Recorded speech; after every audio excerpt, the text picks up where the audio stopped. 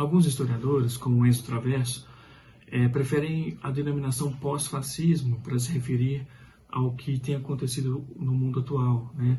A ascensão das extremas direitas em todo o mundo. O próprio Wittgenstein tem como argumento, né, que, apesar de ser parentes, né, o populismo e o fascismo são diferentes. E ele enxerga o momento atual mais como um populismo de direita, mas com características e muito atravessado, né, pelo fascismo, né, ou por aquilo que caracteriza o fascismo. Bom, de todo modo, é importante ficar um pouco a reflexão, né, por que a gente segue denominando algumas culturas políticas, como, por exemplo, liberalismo, próprio comunismo, né, próprio socialismo, por que a gente consegue perpetuar essa denominação, né, e a gente tem um pouco de receio com o fascismo. É claro que o receio é válido, né, essas características não são as mesmas, né, nós não estamos no mesmo período dos anos 20 e 30, mas assim como o próprio Wittgenstein vai argumentar, né, que uma coisa é o nome fascismo em 1919, outra coisa é a própria ideologia em torno de um nacionalismo antidemocrático que surge ali, né, na década de 10 e na década de 20. Sobre o antifascismo, existe uma literatura um pouco vasta, mas pouco conhecida no Brasil.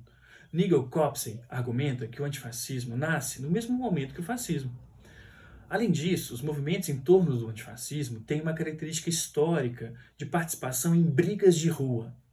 Na Alemanha da década de 20 e 30, o antifascismo esteve presente nas disputas por território entre a juventude. De um lado, a juventude nazista, de outro, a juventude antifascista, marcadamente amparada pelo Partido Comunista. Já na década de 1970, a ação antifascista emerge novamente a partir de uma dissidência trotskista, que entendia ser necessário agir com força para barrar as manifestações nazistas e fascistas na Inglaterra, no caso do neonazismo. Enquanto um grupo mais estabelecido dentro do Partido Comunista, inclusive ocupando cargos eleitos, entendia que a luta contra o fascismo se daria nas ruas.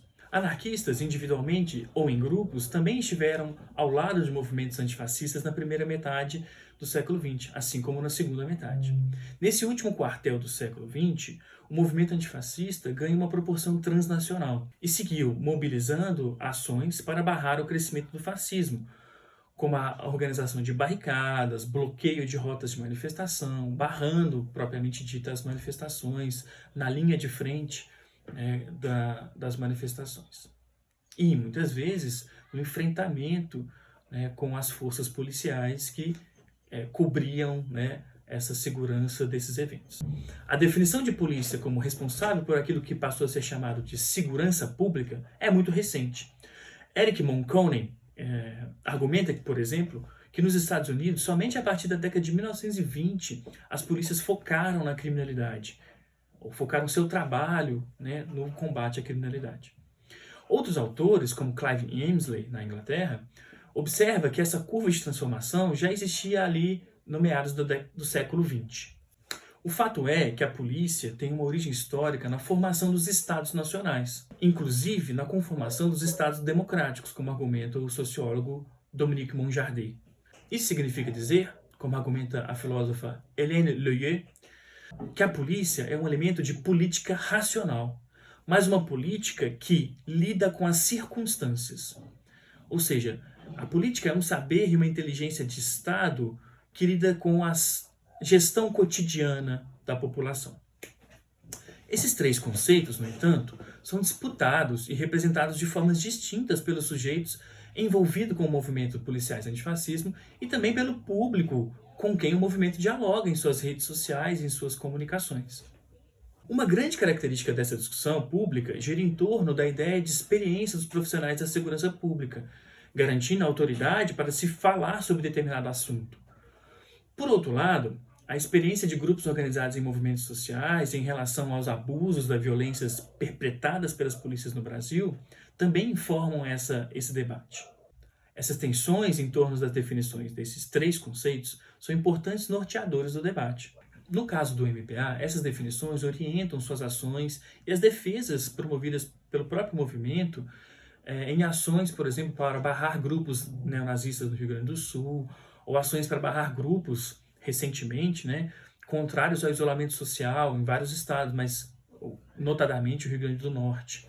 Apesar dessas ações e dessas lutas empreendidas pelo MPA, nos últimos meses ocorreu vários debates muito calorosos, né, notadamente no Twitter, em torno das apropriações dos símbolos antifascistas por diversas entidades, e nesse bojo emergiu novamente uma crítica às contradições em torno da existência do MPA. Encaminhando para a conclusão, ou seja, para a terceira e última parte do vídeo, é importante ressaltar, né, que essas críticas e discussões públicas fazem parte do processo de construção de qualquer movimento social. As fontes analisadas, entrevistas feitas por mim, reportagens e redes sociais, permitiram até o momento observar alguns entendimentos distintos em relação aos conceitos abordados, confirmando a hipótese inicial do projeto. Ou seja, o MPA atua, grosso modo, numa perspectiva de antifascismo mais conectada com a legalidade, com uma outra tradição, uma tradição mais alinhada ao espectro político liberal democrático, ou seja, de defesa da democracia, de atuação para a construção de uma política democrática. Mas é grosso modo mesmo, pois há uma pluralidade de significados e correntes políticas expressas nos documentos analisados, especialmente nas redes sociais, mas também nos artigos e entrevistas concedidas pelos policiais aos portais de comunicação. Ainda não foi possível realizar uma coleta sistematizada dos dados, tampouco uma tabulação deles, apenas uma observação participativa. Mas, no movimento policiais antifascismo, existem pessoas que não estão ligadas a nenhum partido político, pessoas ligadas a partidos como o PT, o PSOL, o PDT, e pessoas que inclusive romperam com seus antigos partidos, como o caso de alguns desligamentos que ocorreram recentemente de membros do policiais antifascismo com o PSOL. Esses rompimentos também se deram em termos das tensões internas do próprio MPA, que corresponde a discordâncias em relação a determinados posicionamentos públicos emitidos pelo movimento policiais antifascismo.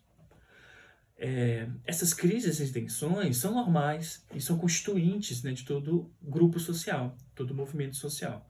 Então, mas é importante entender que, em linhas gerais, como, por exemplo, os manifestos, né, esses documentos que eles lançam, é possível entender que o antifascismo, dentro dos policiais antifascismo, ele significa exatamente isso, né, uma luta por uma polícia mais democrática, uma política em que a prática de formação, né, não inclua tortura, ou seja, não inclua a tentativa de criação de um inimigo, né, em que o outro tem que ser combatido, que é, na verdade, a formação de um racismo estrutural nas polícias brasileiras, né, que entende e que vê o jovem negro um inimigo a ser tombado, né, especialmente nas periferias.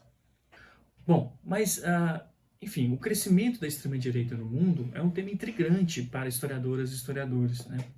Pensar no tempo presente é algo incômodo, é algo difícil, né? E muitas vezes é algo que não é reconhecido como um trabalho ou um problema de historiador.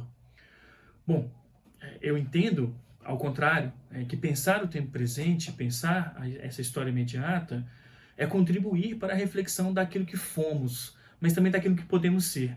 Se as transformações são um dos grandes temas a serem explicados pela historiografia, é importante que participemos, historiadoras e historiadores, do debate necessário sobre as transformações do Estado e das polícias no Brasil. Então, esse vídeo fica um convite, né, para que participemos mais desse debate público, junto com sociólogos, antropólogos e cientistas políticos. Então, na verdade, fica o convite à reflexão sobre qual que é o papel da história nas discussões sobre o tempo presente, porque eu acho que a história e a historiografia têm algo importante a dizer sobre esse tema. Então é isso, muito obrigado.